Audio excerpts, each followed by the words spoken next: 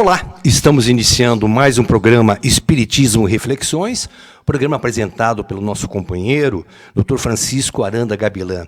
Dr. Gabilan dispensa comentários, ele vem se destacando nessa programação dele conosco na nossa TV e Rádio Renovação, e a cada programa que ele nos transmite o seu conhecimento, e nós estamos aumentando a nossa audiência, que muito nos satisfaz, e ao mesmo tempo fica aquela responsabilidade de nós termos sempre, a toda semana, ele aqui conosco.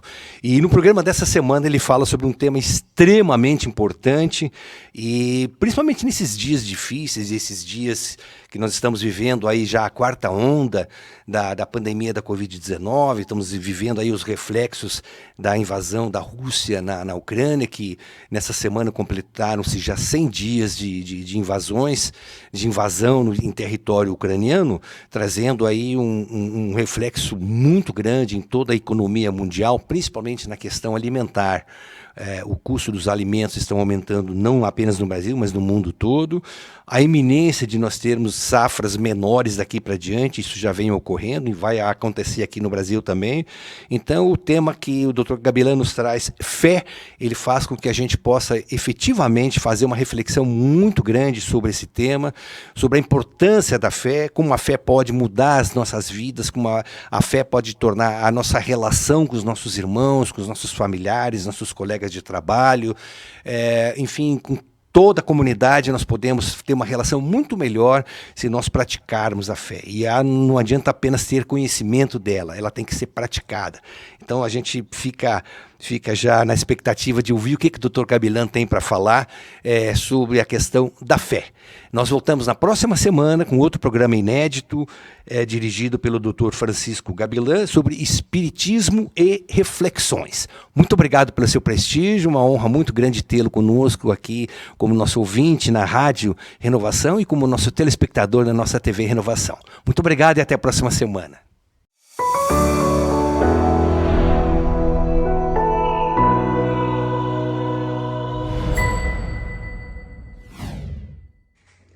Olá, irmãs, irmãos, companheiros e amigos. Aqui estamos novamente, com muito prazer, com Espiritismo e Reflexões. Hoje vamos abordar um assunto muito interessante, que a doutrina espírita dá um relevo muito grande a ela, que é a fé. E vamos fazer até uma excursão de como a fé pode eventualmente curar, e saber das razões e como isso faz. Vamos partir de um princípio adotado pelos amigos espirituais, que até mesmo, um princípio esse tão importante, que ele foi levado às primeiras páginas do Evangelho segundo o Espiritismo, como princípio geral relativamente à fé. Fé inabalável é somente aquela que pode encarar a razão face a face em todas as épocas da humanidade. Ou seja, não é a fé cega, é a fé raciocinada, a fé racional. Vamos partir de outros princípios agora. Vamos fazer uma ligeira digressão. Deus nos outorga o mundo material com o objetivo de nós, espíritos, desenvolvermos o crescimento de conhecimentos, de experiências, e o crescimento intelectual e o conhecimento moral. Pegando a vida material, a gente diz que muitas criaturas acreditam que se é feliz quando se tem posses em geral, ou seja, as criaturas mais ricas são mais felizes, que têm casa, carro, boas roupas, barcos, helicópteros, aviões, comida farta, saldos bancários, aplicações em títulos do mercado de capital e coisas desse tipo. Criaturas menos afortunadas ainda se julgam que são felizes quando possuem alguma coisa um pouquinho menos importante, mais para eles importante. Televisor de plasma, um vídeo DVD, Blu-ray, coisa bem moderna, né? Uma antena parabólica, uma motoneta e coisas que tais. Muito bem, as pessoas que pensam esse tipo de coisa acabam tendo uma relação com a fé, que também ocorre a materialização. Vamos ver. Criaturas se valem para demonstrar a sua fé, ou dizendo que tem fé, em instrumentos, em objetos materiais. E por isso nós dissemos da fé materializada. Figuras de santos, estátuas, fitinhas do pulso, fitinhas penduradas no espelho dos carros, nas placas dos automóveis, a crença em medalhas, em correntes, em exemplares diferenciados da Bíblia, encapados de maneira ao gosto da criatura, coisas bem do passado mesmo, mas que evidenciam uma fé material, galinhos de arruda, guiné, alecrim, folha de louro, espada de São Jorge, aquela planta, pé de pimenta, comigo ninguém pode, aquela outra planta, e outras coisas da natureza também. E algumas pessoas, inclusive, colocam uma nota de $1 dentro da carteira para que não lhe falte dinheiro, para atrair dinheiro. Tem fé de que aquilo pode provocar a ausência ou a não falta de dinheiro. Tem criaturas que não têm dólar e coloca lá um antigo cruzeiro, o atual real lá, né? Outros, inclusive, recebem e usam os chamados patuás, que são almofadinhas fechadas que dentro tem ou orações, ou ditados, ou mesmo elementos materiais como areia, terra, coisas desse tipo, ou mesmo pedidos. Uns outros ainda usam os chamados talismãs, que são objetos que eles acham que dão sorte a eles. Tudo isso é para visando afastar perigos, evitar inimigos, afastar maus olhados e até mesmo curar as criaturas. E aí nós somos obrigados a afirmar. Então as pessoas dizem, puxa, nós estamos então, quando temos qualquer desses objetos, nós estamos protegidos.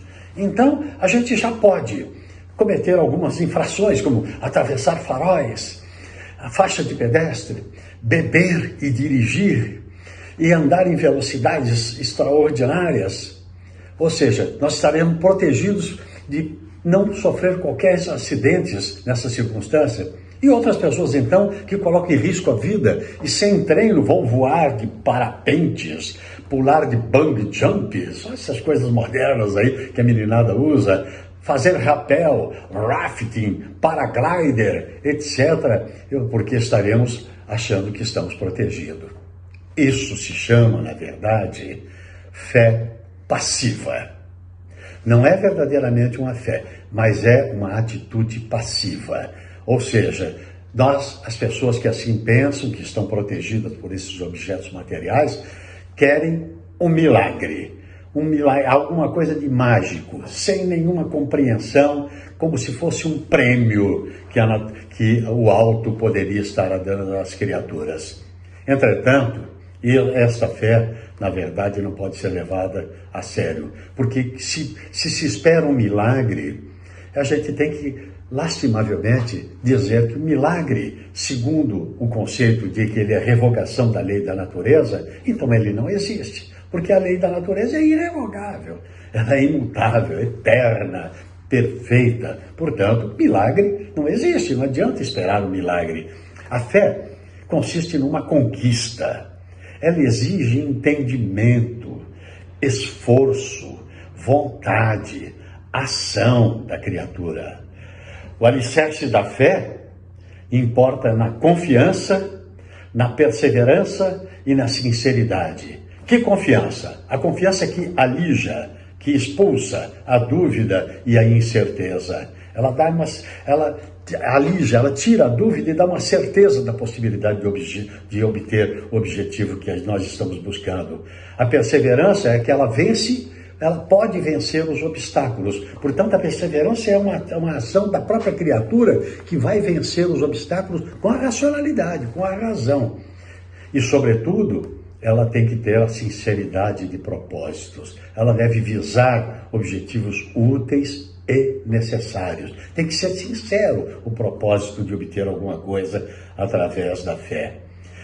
A fé tem alguns elementos, como a confiança, a certeza, e ela não pode ser cega, sem o raciocínio. Vamos ver? Então vamos ver lá, na verdade, a definição dos próprios espíritos com relação à fé. A definição, a explicação. A fé é a confiança que se tem na realização de uma coisa e a certeza da possibilidade de atingir um determinado fim. Se nós temos confiança e certeza, então a fé dá essa atitude, dá uma lucidez para a gente ver, poder vislumbrar a meta visada e os meios de alcançar aquele objetivo. E a fé, a confiança e a certeza tem que ser aliada a uma ferramenta eficaz que pertence à própria criatura, que é a vontade. A vontade é o elemento fundamental para que a certeza, a confiança aliada à fé, à vontade, seja, na verdade, conceituada como efetivamente a fé. Concluindo, a fé, entretanto, necessita de uma base. E essa base é a perfeita compreensão daquilo no que se deve crer. Aliás, quando nós falarmos em crer, nós devemos saber que é conhecer, é saber efetivamente, não acreditar vagamente. E para crer, dizem os Espíritos para nós com toda a convicção, para crer não basta ver, é necessário compreender. Esse conceito a gente encontra lá no Evangelho segundo o Espiritismo, no capítulo 19, viu? Lá a gente encontra isso. Não basta ver, é necessário, sobretudo, compreender. Feitas essas observações originais, nós podemos então entrar na possibilidade de perguntar: e a fé pode curar? Como é que ela age nas curas? Se pode curar, como é que ela age nas curas? Em primeiro lugar, é recomendável que nós saibamos que as doenças e os males, eles não ocorrem por acaso. Existe um princípio lógico que diz que não há efeito sem causa. E acaso quer dizer sem causa. Então, se não há efeito sem causa, e, portanto, o acaso não existe. Ele é uma figura, uma metáfora. Quando a gente fala por acaso, nós não estamos refletindo, porque se a gente refletisse, a gente saberia que existe esse princípio de que não há efeito sem causa. É princípio filosófico, científico e também religioso. Portanto, as causas, frutos da incompreensão, acabam atribuindo origens muito esdrúxulas. Hoje em dia até inaceitáveis, como os espíritos nos disseram. Por exemplo, as criaturas acham que determinado mal de que ela está padecendo é um castigo de Deus. Outros acham que é injustiça da lei divina. Existe a lei divina, mas está sendo injusta com a gente e premiando outras criaturas. E algumas, inclusive, vão a metáforas colocadas lá no Velho Testamento, que esse mal da criatura, quando não tem explicação, ela é derivada do pecado original. Gente, essas crendices todas, elas afrontam os princípios lógicos. Em primeiro lugar, castigo de Deus. Como pode a bondade divina admitir que da bondade divina possa advir um castigo? Como é que pode o Criador, a gente imaginar o Criador que é soberanamente bom e justo, ele pode castigar a sua criatura? Se ele edita, se a vontade do Criador é editada, entre aspas, pela lei divina, a lei divina só pode ser justa e boa e útil. E, portanto, ela não é injusta com ninguém, ela é boa e justa para todas as criaturas. As criaturas é que usam de maneira inadequada o seu interesse, o seu desejo de obter um determinado resultado. Com relação ao pecado original, gente, isso era uma metáfora, na verdade. Como é que alguém pode pagar hoje pelo erro, pelo pecado de uma outra criatura lá do passado? É a mesma coisa que a gente penalizar um filho pelo crime de um pai. Um pai que cometeu um crime qualquer, é ele que é o responsável, tanto pela lei humana quanto pela lei divina, ele é o responsável. Nesta vida, pela lei penal, e na outra vida, pelas consequências das suas atitudes com relação àquela causa maléfica que ele deu. Logo, como não existe castigo e nem resgate de dívida de terceiro, só existe uma relação clara para nós admitirmos o que é que produz o mal. É a relação de causa e efeito. Dito isso, vamos ver como é que é a mecânica de como se operam as curas. É claro, porque não bastava a gente fazer toda essa digressão quase que teórica e a gente não dissesse como é que isso ocorre efetivamente. Gente, parece um pouco complicado, mas existem os fluidos espirituais em que toda a criação está envolvida.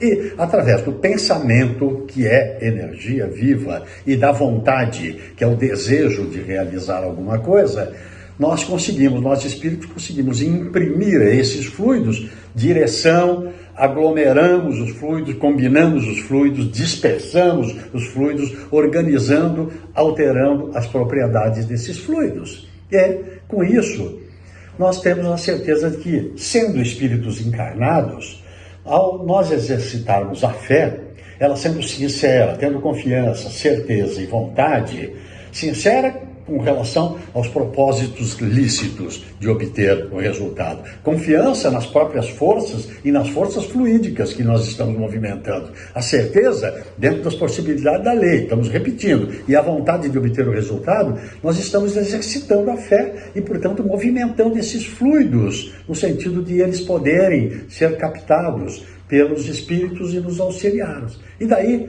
a gente produz. Com essa atitude nossa, com essa nossa ação, nós produzimos uma ação magnética que gera uma verdadeira alavanca para pôr em contato com os espíritos de auxílio. Nós emitimos o pensamento, alteramos os fluidos e vão para os espíritos equalizarem para nós a possibilidade de obter o resultado. Não é obter o resultado por eles mesmos, alterando o resultado. Não, é fortalecendo a nossa fé, nos dando a certeza, a confiança e através da nossa vontade nós conseguimos movimentar. Estarão sendo, nesse sentido, movimentados fluidos que geram um campo de força, alterando os focos maléficos, ruinosos, perniciosos, perispirituais que possam estar nos afetando e criando uma doença.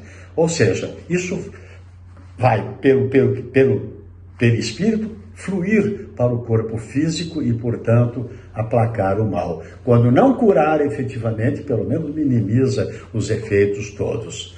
Então, temos uma conclusão clara e precisa. A fé pode curar efetivamente. E isso se dá não por crenças, não por dogmas, não por crendices, nem por instrumentos materiais. Ele se dá dentro das leis naturais. Ele não extrapola as leis naturais, porque as leis naturais são irrevogáveis e imutáveis. E não há necessidade de prodígios nenhum, nem de misticismos. Há recomendações de 2 veículos eficazes de cura. 2 veículos extraordinários que auxiliam, que são fundamentais para que a cura possa se exercitar através da fé. Um deles é a oração. A oração importa em pensamento puro, eivada, ela emitida, o pensamento emitido como um verdadeiro surto de amor que gera condições morais, éticas, satisfatórias para obter o resultado. Essa é a oração. A oração é um pensamento, na verdade, um pedido de socorro, que, sendo ele lícito, puro, sendo verdadeiro e de bons propósitos, ele é feito do fundo da alma. A gente diz do fundo do coração, mas é do fundo da alma que produz essas condições morais satisfatórias para obter a cura. E o jejum, a oração e o jejum. Mas não é o jejum do alimento, como foi erradamente admitido ao largo do tempo na leitura das escrituras sagradas. Não, o jejum é a abstinência. O jejum é a abstinência de pensamentos culposos e rasteiros e de desejos banais e ilegítimos. A gente tentar, através de uma fé falsa, obter um resultado ilícito ou imoral ou mesmo ilegítimo, ele na verdade ele não vem com o jejum da abstinência de bons pensamentos. Sabe quem deu essas duas recomendações, esses dois veículos? Sabe quem deu?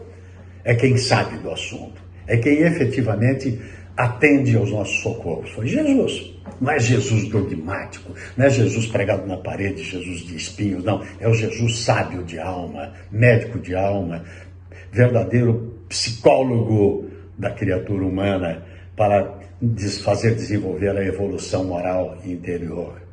E foi ele, várias vezes, que disse, sem dúvida, irrefutavelmente, nos demonstrando que esses elementos todos não tinham nada a ver com crendices materiais. Ao curar uma criatura, ele disse para a criatura: a tua fé te curou. Em outras vezes ele usava mais amplo ainda: a tua fé te salvou, quando a pessoa estava envolvida em males espirituais, inclusive.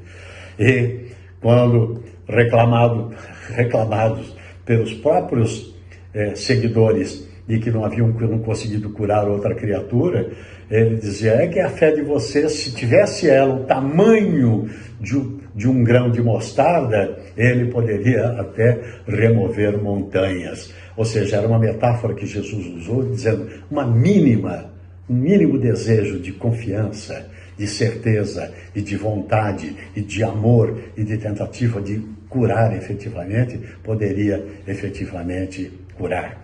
Com isso, Jesus nos provou a todos, e sem nenhuma dúvida, que a cura depende de quem? Do doente. Se ele pode ser curado, se ele quer ser curado, se ele age nesse objetivo, viram? O que quer dizer? Se ele pode ser curado se ele tem merecimento necessário para tal, se ele quer, se ele tem vontade de ser curado, se ele age, se ele atua de maneira clara, precisa e com firmeza de propósito para ser curado. E com certeza, então, ele será curado. Não foi sem sentido que Jesus nos disse que nós podíamos e nós podemos fazer tudo o que ele fez e ainda mais. Sabem por quê?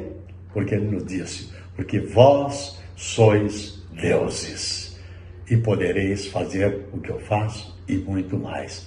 Sabe quem são esses deuses? Nós todos. Ele não estava falando para apenas os 12 apóstolos e nem para os 500 da Galileia. Estava falando para toda a humanidade. E a humanidade somos nós. Tenhamos fé nas nossas forças, nas forças divinas e a vontade de realizar o que Jesus nos recomendou que fizéssemos. Com toda a paz. Fiquem com Deus. Graças a Deus.